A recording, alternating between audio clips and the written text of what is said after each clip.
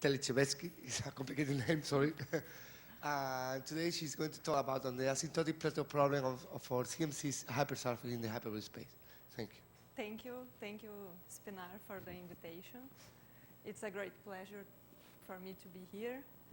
I was remembering that 10 years ago I was in my first colloquio as an undergraduate student, and I never could imagine that I would be here giving a talk, so thank you. I will talk about this work with Jamie Paul that is on the asymptotic plateau problem for CMC hypersurfaces. Actually, he is working a lot on asymptotic plateau problem on my more general situations that are not the hyperbolic space, which is much easier. And he uses a geometric measure theory approach that is not what I'm going to do here. I'm going to use the hyperbolic spaces structures to do something. So let's start with this theorem of Bogwan and Joyce-Bruck that says that if we consider the half space model of the hyperbolic space, here is the asymptotic boundary.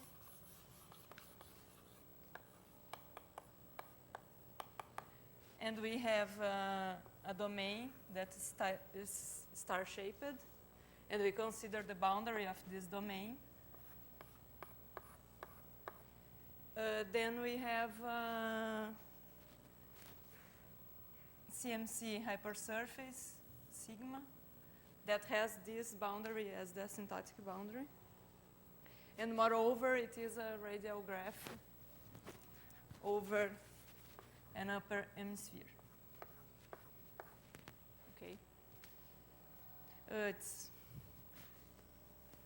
a result of 2000, and what we see, they prove many other things, but this is one of the results. That this result can be written in more intrinsic terms using Killing graphs, using parabolic Killing graphs. In the following sense, if we consider, now I'm going to use this picture. It's better than do pictures in the blackboard.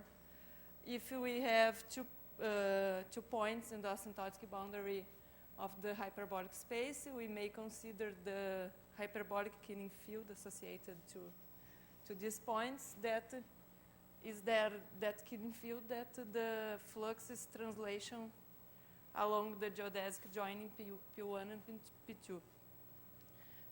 Of course, this is a picture in 2 dimensions. Maybe the best picture to think about is the picture in 3 dimensions. That is the greatest dimension we can see.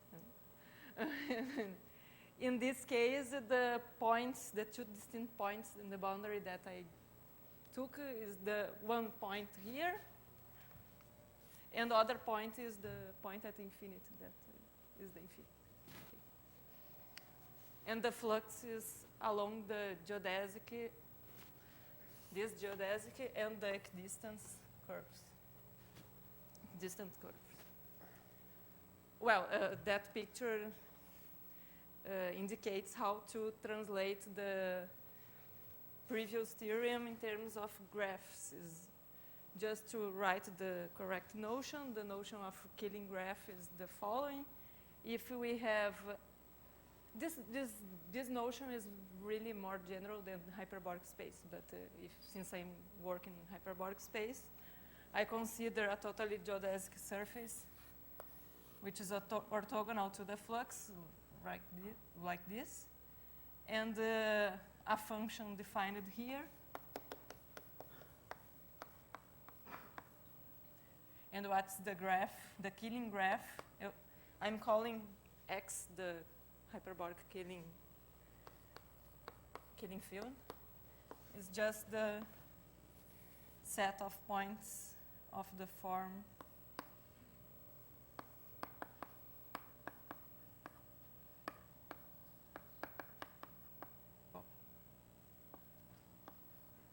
where psi is the flux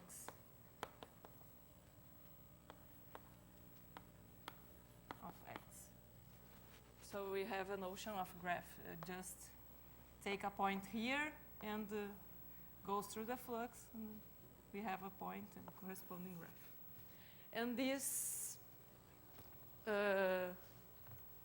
flux extends continuously to the asymptotic boundary of the hyperbolic space. So we can also define what is the graph over the asymptotic boundary of Hn, which is the totally geodesic curve here. It's better. It is a star-shaped, the boundary of a star-shaped domain. So we rewrite the first theorem in terms of Killing graphs, hyperbolic Killing graphs. It's just that statement given a continuous function defined on the boundary of this totally geodesic hypersurface. There exists a graph defined on the totally geodesic hypersurface that has constant mean curvature h, given any h, of course. I did not say, but it was written there.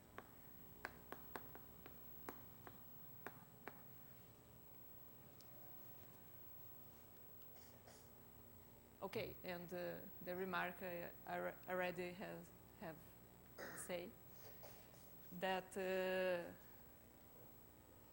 to compare the statements of both theorems is just to consider the correct model of the hyperbolic space with the correct endpoints chosen. Okay, another important remark is that what we use in the proof of the theorem is that the graph of a function has constant mean curvature h if and only if it satisfies elliptic PDE.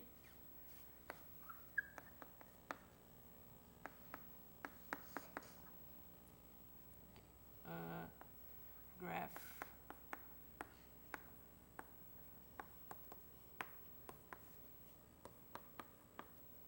if only if this occurs.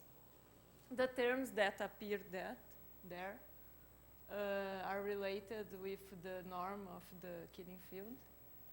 But the important thing is that it is an elliptic PDE. Don't care about the PDE. Okay.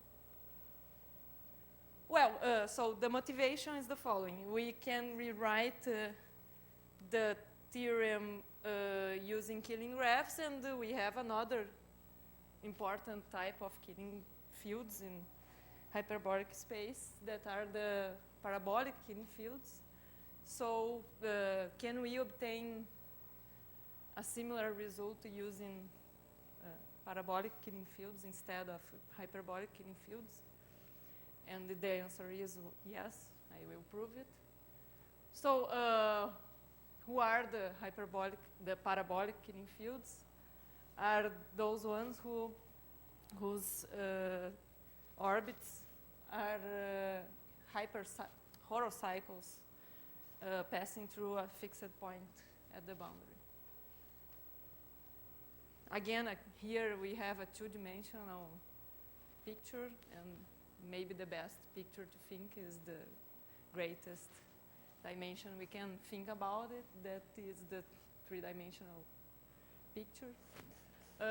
We can choose correctly the model. If we choose the model as being the half space,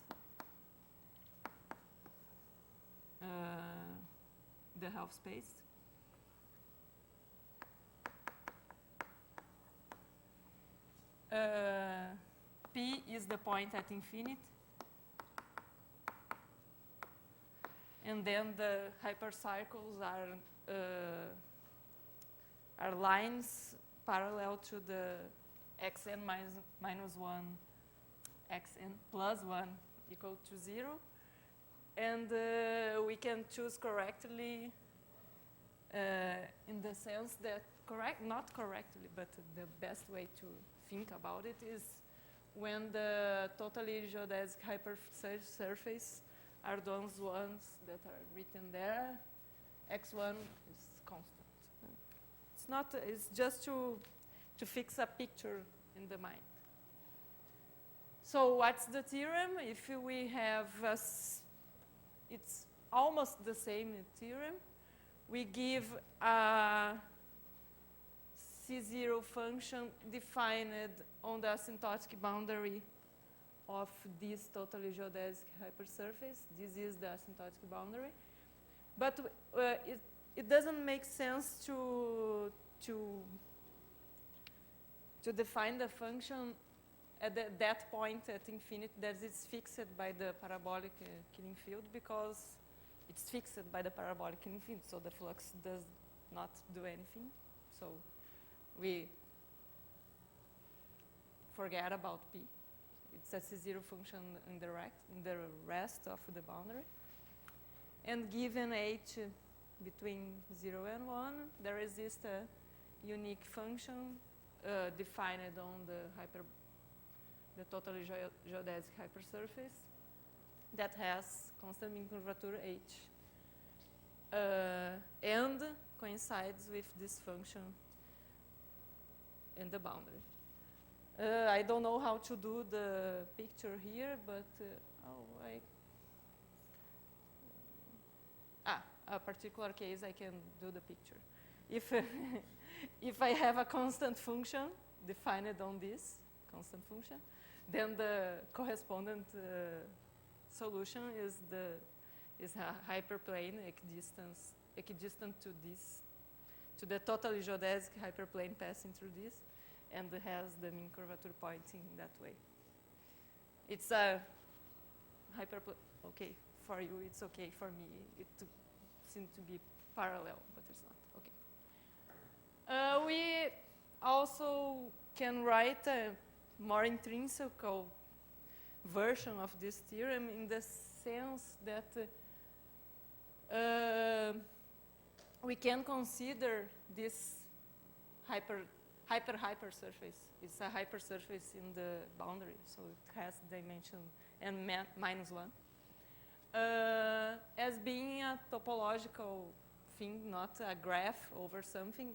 In fact, it will be a graph, but we can write the statement in another way, just it. So consider, let me draw a picture.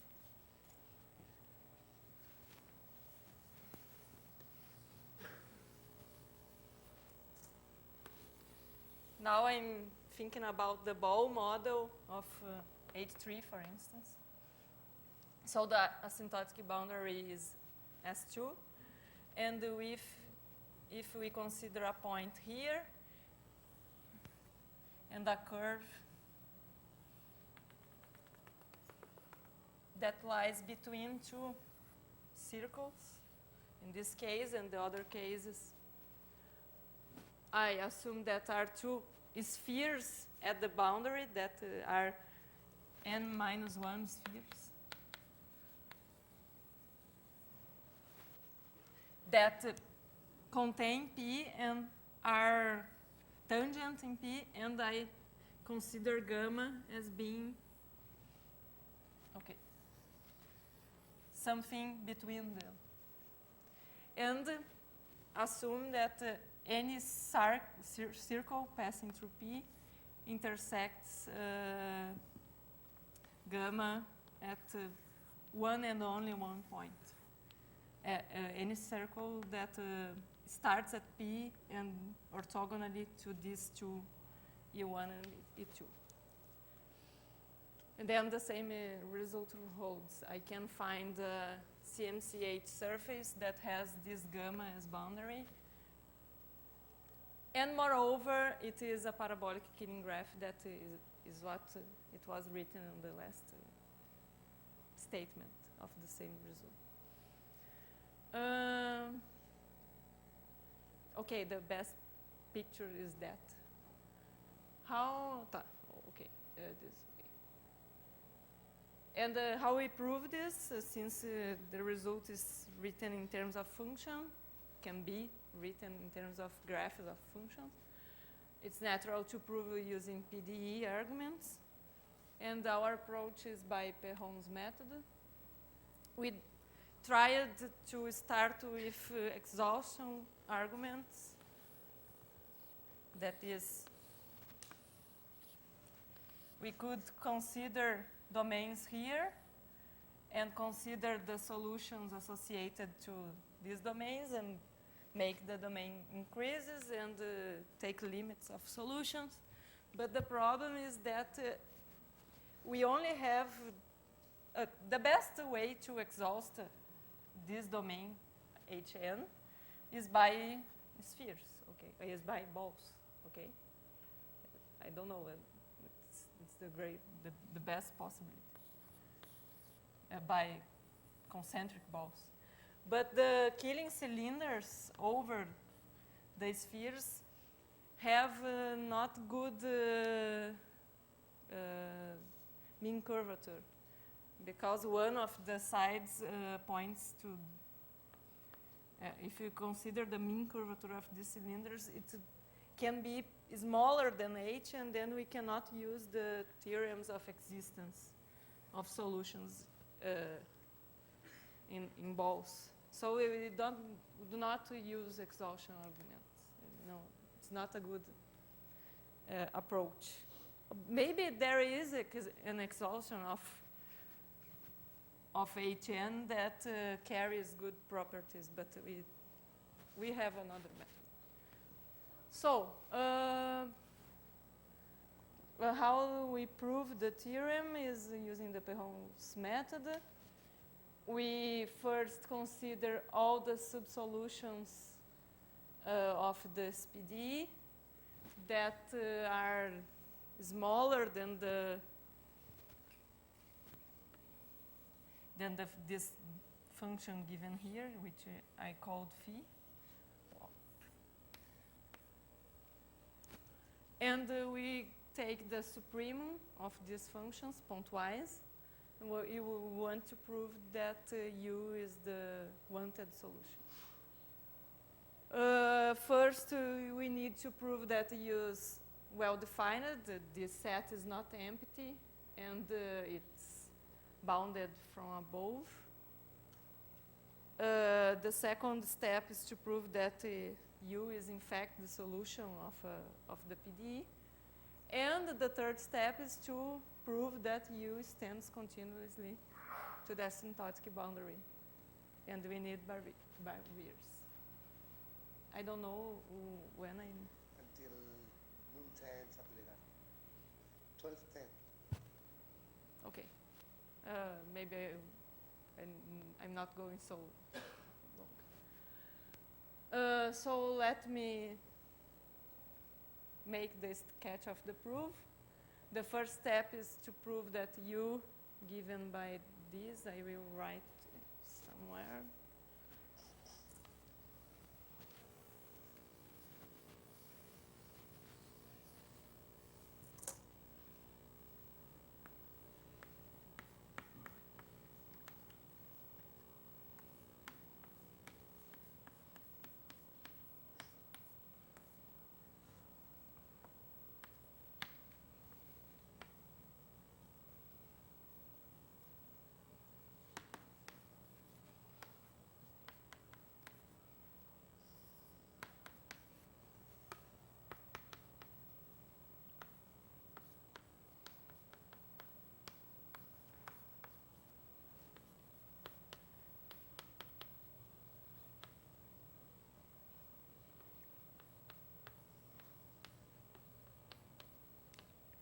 Okay.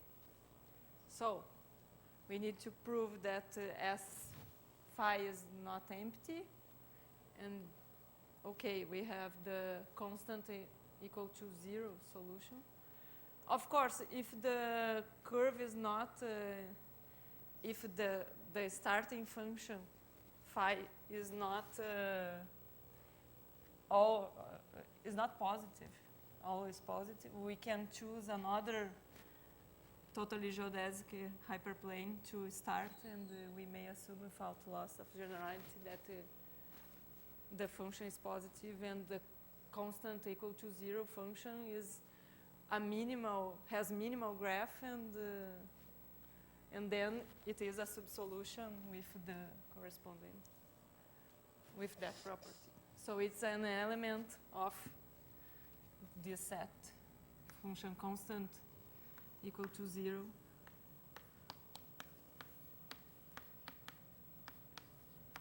And therefore,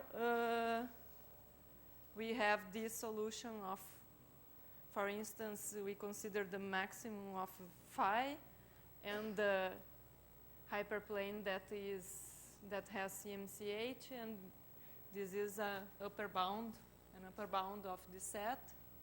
So we have an upper bound of this for all x, and then the supremum is well defined. This is the easiest part. Okay. Well, the second part is classical on Perron's method. The only thing that we need is solvability in sufficiently small domains. And we need also interior gradient estimates to have compactness. And both of these facts follow from a recent work of Marcos, Jorge Lira, and Jaime.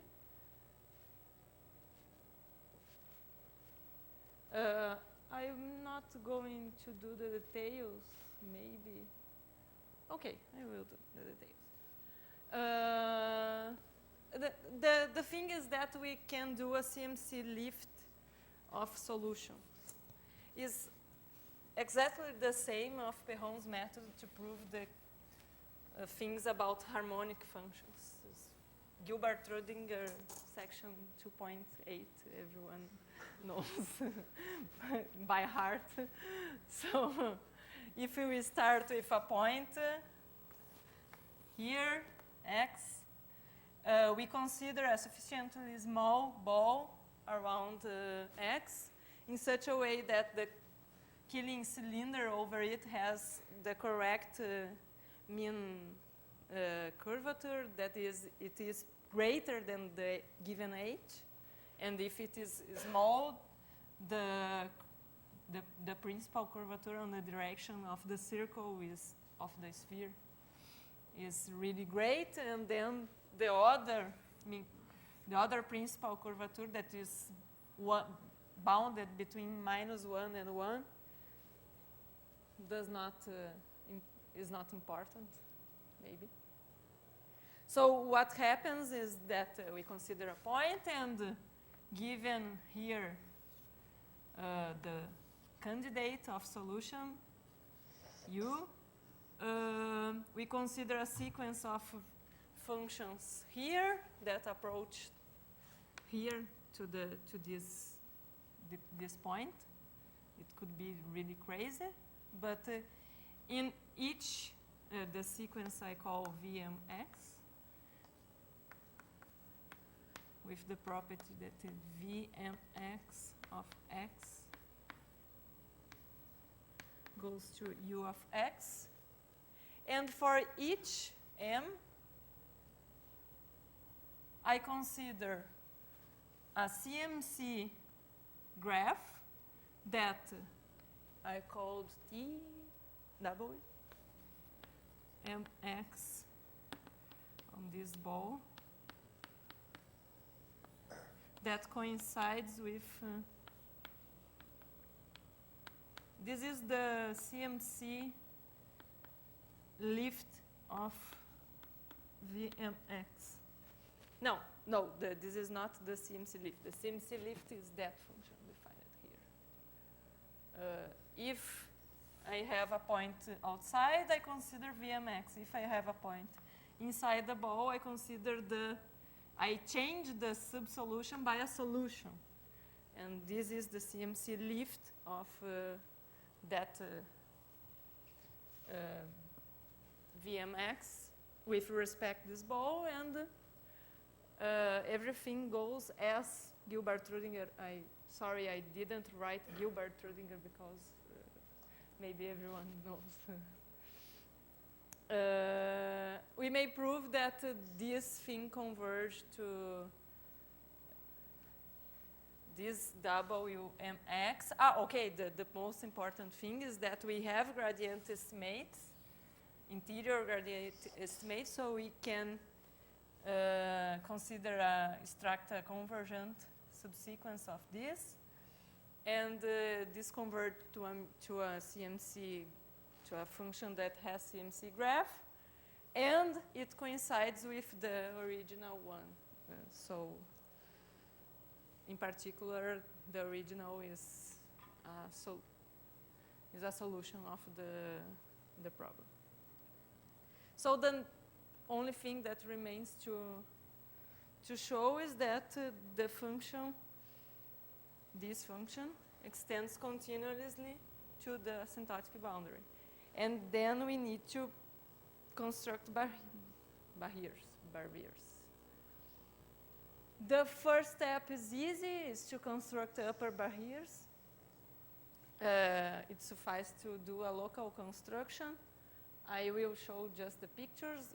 If we have a point that is greater than the graph of the function, that is not in the curve, I must show that you don't get that point. The graph of U does not contain this point.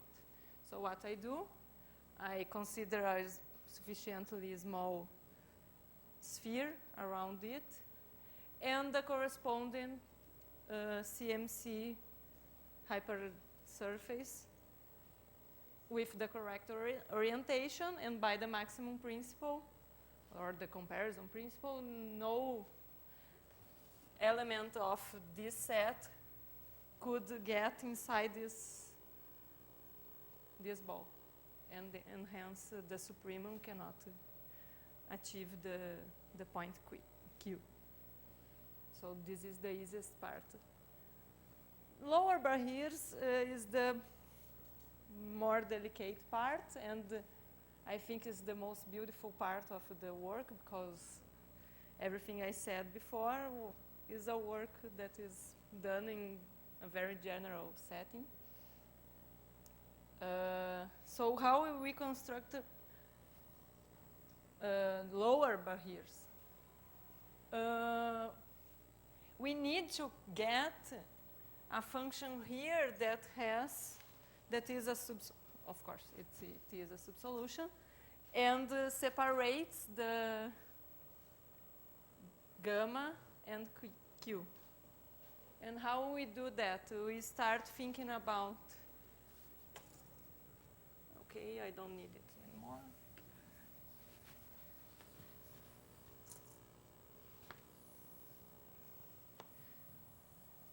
Okay, I will see in the correct, see on this way, because it's easier. If I have a point here, I must find a function that separates this point from the graph. But how we do that? We first started to think about considering something like this.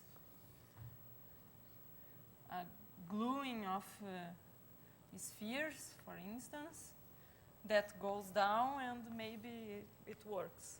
But the thing is that it could happen something like this, and how we construct something that makes this. Don't know.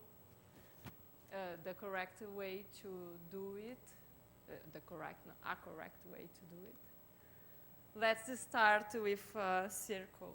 I will say circle, but it's not a circle. It's an n-1 dimensional sphere around Q that does not intersect gamma. And consider the Killing cylinder corresponding to the extreme of it, like this. And I will start to do a gluing of spheres here. Oh, sorry. The first thing I do is to consider a subsolution that is W0 equals to constant equal to 0. And now I will do an inductive construction. The next step, I consider the supremum between the function corresponding to this totally geodesic hypersurface that is minimal, and this. Since it is minimal, it is a subsolution, the part that is a graph, and this is also minimal. And if I choose correctly the center of that totally geodesic hypersurface, for instance, here, and I consider the supremum of the constant equal to 0 function and it is also a subsolution.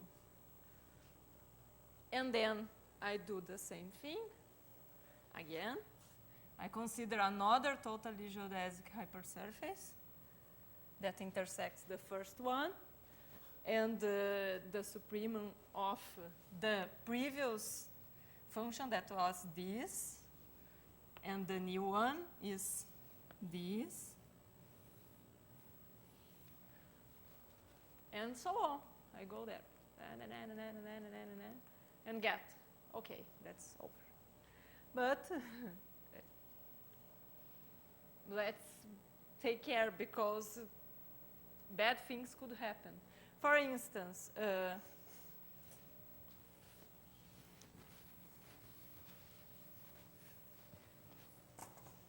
let's start.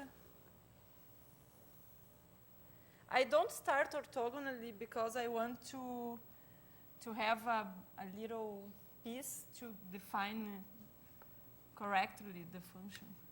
With being the supremum, if I am in this part, and the previous one if I'm outside. So it's not orthogonally, but it doesn't matter so much. So I start with an angle here, which I called alpha. And this one could be, for instance, alpha over 2. Is that I have done to do these pictures. And then in the next step, I consider the center being in such a way that this angle is,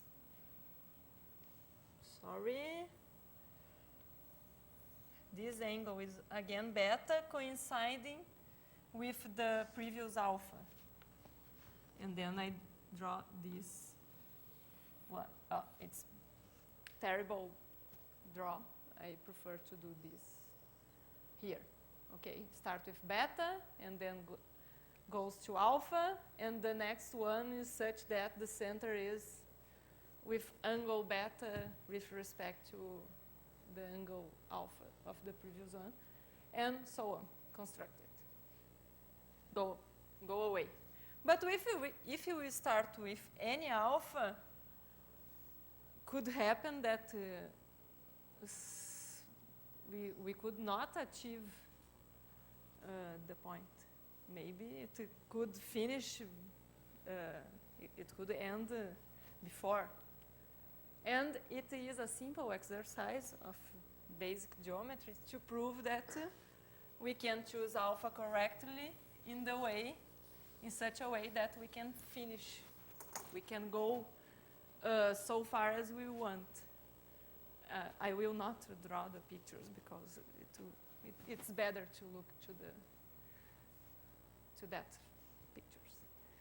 So imagine I am in the step k minus 1 of the construction. This tk minus 1 is the height of the circle, of the center of the circle. So in this picture, it's the height here, tk minus 1. Rk minus 1 is the radius of the circle, and I call as k minus 1 the circle. So there is alpha, and the construction is the, okay, and we can easily computate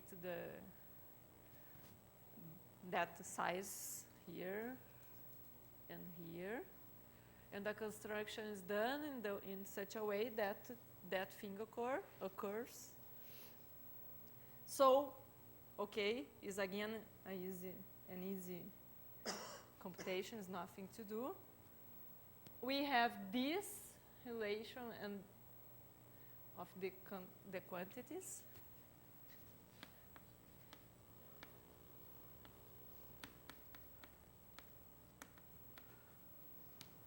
And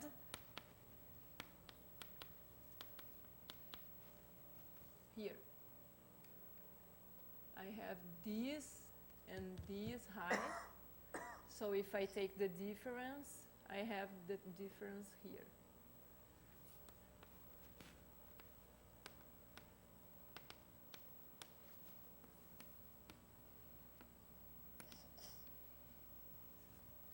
Okay, let me do this. So if I need to know how much is tk, is just to replace tk minus 1 by tk minus 2 and so on, of course. I start with t0 as being minus sine of beta, and I started without loss of generality. I can suppose that the first radius, this one, is 1, because otherwise we could just do a homotopy. And okay, if it's R0, it's not a great problem. So this relation implies, obviously, this. And of course,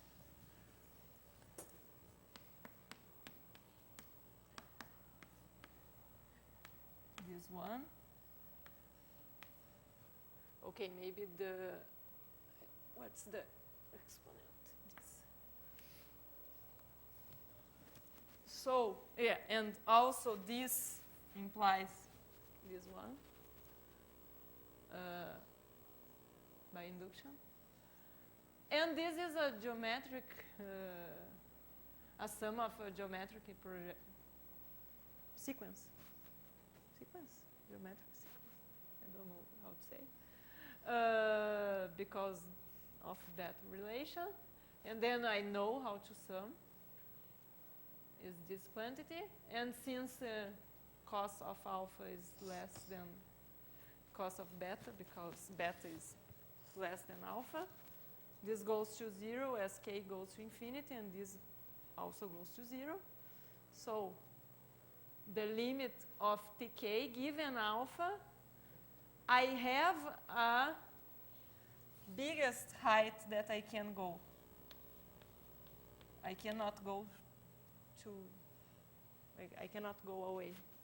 If I fix alpha, there is the maximum height I can go. That is this limit. So the only thing I have to do is to check that I can choose alpha correctly in order to do this as great as I want. And this is a nice exercise to do with calculus. There's nothing to do, it's just to computate the limit. That is, this is plus infinity. If I choose alpha small enough, this limit is great enough, and then I can actually do the construction. And this construction works as a lower barrier, and the theorem is proved. In the parabolic case, that was I have shown.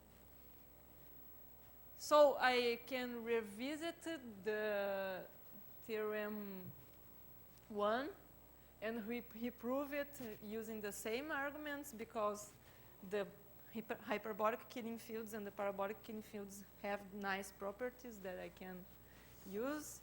The lower and upper barriers are constructed using CMC hypersurfaces. And sorry, this is to show that